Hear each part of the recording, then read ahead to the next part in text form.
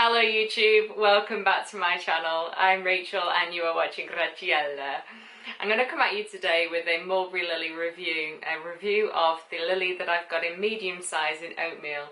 Before I do that though, I will just pre-warn you that there is an event going on in a field just opposite my house and they seem to be setting off like cannons or something, so there are rather large bangs. So if you do hear a bang and you also hear my cat growl because it's scaring him, just bear with it. Yes, it's nothing untoward, it is just a display that's happening today. So we'll get on with the review, shall we? Here is the package, or the dust bag for the Mulberry Lily, and it comes in a lovely grey dust bag, and the quality of this is absolutely stunning. It's so soft and so luxurious, and it actually, in my opinion, rivals the Louis Vuitton and definitely is much better than the Chanel's. It is so thick and lovely, and also we have got in a soft gold the mulberry letters and also the insignia of the tree just there on the front. This really is such a lovely dust bag. It's also got a cinched top with a drawstring, and we just open her up like so. And then in the bag is the Mulberry Lily, and she is in the oatmeal colour. Now I will just warn you again that I do stuff her with air papers. You can see a small bit of it sticking out there.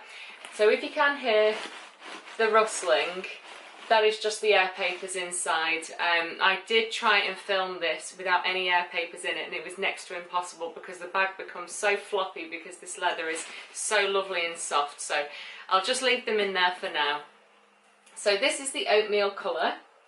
On the website at the moment they don't have the oatmeal anymore, but they do have something very similar that I can show you, and I think it's called Rose Petal. So if I just get my phone, there we go. It's got like a hand in the way, but you can see on the website if it's got a focus. There is a very, very similar colour, slightly darker to mine, but it still looks gorgeous. So if you are interested, I would recommend you go and have a look at the Rose Petal. I think, personally, in my opinion, I probably would have wanted to have gone for the Rose Petal. This bag does become quite insipid, wishy-washy, should I say, to any other clothing that you can wear. If I was to put on similar pinks or a darker pink, this bag looks quite washed out. So that is an honest opinion, but still, with that being said, you know, it is an absolutely spectacular bag and a beautiful, beautiful, spectacular colour.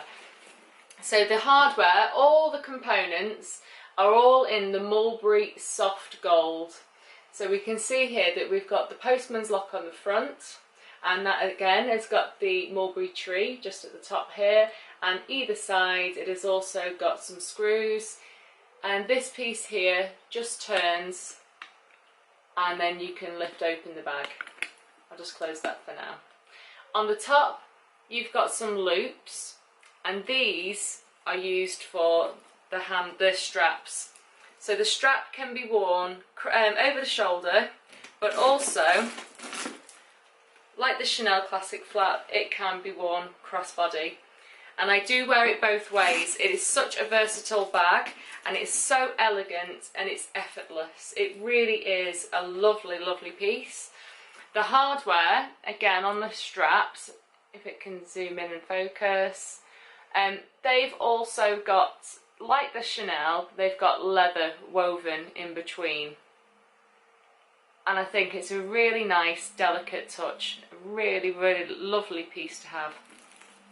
Also, we have on the front here, it is a leather fob, and it's like the clochette, but it doesn't actually hold any keys in it. What it's got inside it is a lock, but the lock doesn't open by keys. If I can just try and take it out. There we go. So the lock,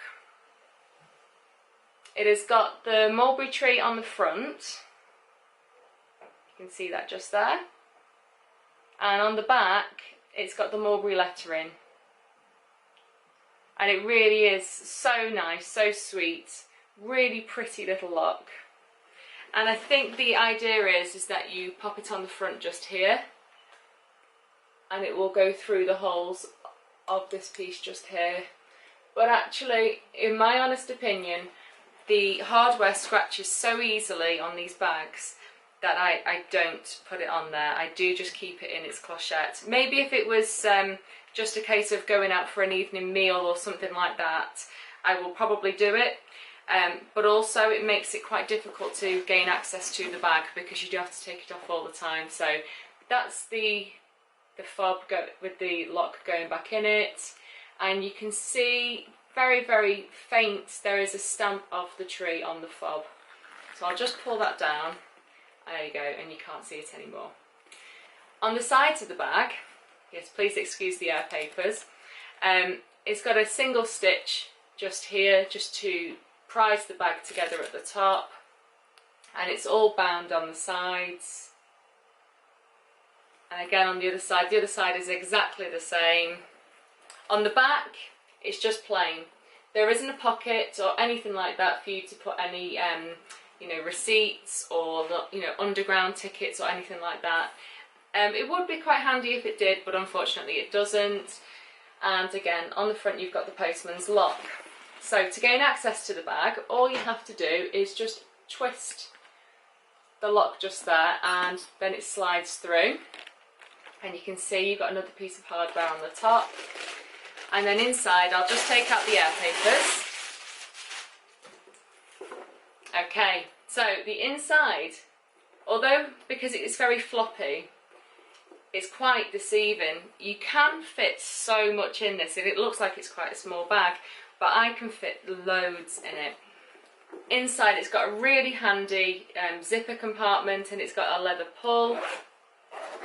Now I tend to put things like keys and things in there, and then I can just try and show you inside. It also says Mulberry on this leather piece just here, and it also has another soft gold component, and it's like another little fob inside. It doesn't do anything, it just looks pretty. And it also has a patch pocket just here, and that is fantastic for putting your phone in.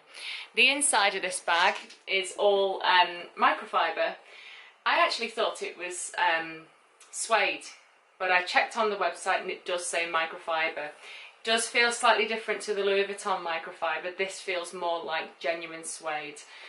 And here we have got a piece of leather, and these basically belong to these loops just here. So if you did want to get the loops replaced, they are easily detachable by screws, and the people at Mulberry can exchange those, change them over. And then you've got the piece with the lock just here. Now, my quibbles with this bag, I love the bag. I think the bag is absolutely stunning. But the hardware, as people already have said on YouTube, the hardware really, really does scratch easily, and I can show you proof of that. Now, I am so careful with my bags, but you can see already on the front there, we've got some pretty hefty scratches. And if I'm honest, I'm quite upset about it. And on the front here, other than finger marks, again, you can see there is another scratch that's formed just there. And, you know, it does look quite, unsightly. Luckily, the front isn't too bad. It's mainly just in the hole where the lock is. There is a couple of fine scratches.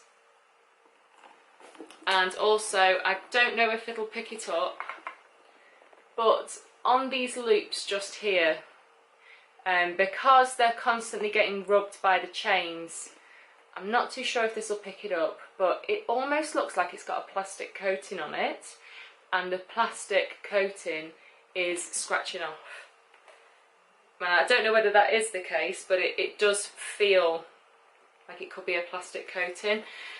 Now, to most people who buy this bag, they will never notice that. But for me, I notice things. I'm quite pernickety, and I have noticed it, and you know, I am pretty gutted about it, if I'm honest. But with that being said, it is a beautiful bag, and would I recommend it? Absolutely. So if you do want to get a Mulberry bag, do bear in mind that the shiny components do scratch. if you are extremely careful and it doesn't really bother you, or you can forgive it, then do buy a Mulberry bag. The leather quality of this is stunning.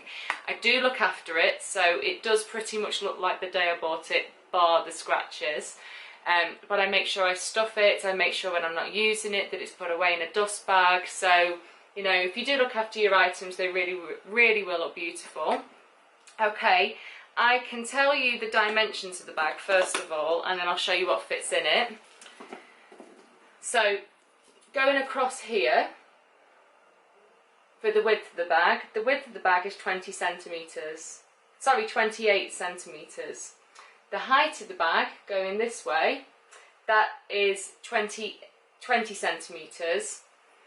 And the depth of the bag is 9 centimetres. So I'm looking down because I've I've got some of it written down. And the drop here I think is about 29 centimetres, and it works out about 52 centimetres when you put it crossbody. So there we go. So to stuff the bag, I have got the Louis Vuitton Damier Ebene cosmetic pouch, and that is the PM size, so I will just pop her in there. And I've also got the Sarah wallet in Damier Ebene again. I would absolutely love a zippy coin purse, so yes, that is one thing that is on my radar at the moment. I'll just pop her in there. But I suppose it's quite good showing you something that's quite a big item, because it really does give, you know, it does show you how much you can fit in this bag.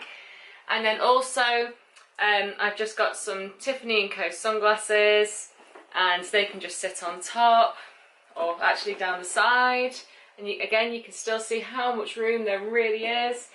And keys as well. I've got a set of keys just here, and I will just pop them inside the zipper compartment. Now the reason for that is because I do usually have the Louis Vuitton key holder, the 4 key holder, but that's gone in for repair. So at the moment I'm just using keys that I don't really want to scratch my bag, so I'm putting them inside the zipper compartment just like so. So, you know, I could put my phone in as well. I've got the iPhone 6, and I'm just going to place that inside the little patch pocket there. And really, that I could fit so much more in this bag. You know, it's barely full at all. So if I just close her, and you can see she doesn't look like she's bulging too much at all. She looks perfectly good, perfectly fine. And like I say, you could still put more items in there and stuff her a little bit more. The one thing I would advise is, if you are going to put things like a cosmetic pouch in, if you've got the zip pull on the opposite side, so it comes on these edges just here, do be careful, because I used to stuff the bag and put the cosmetic pouch in, and you could just see the shape of the zipper pull. Because this leather is so soft, it does make bulges in places.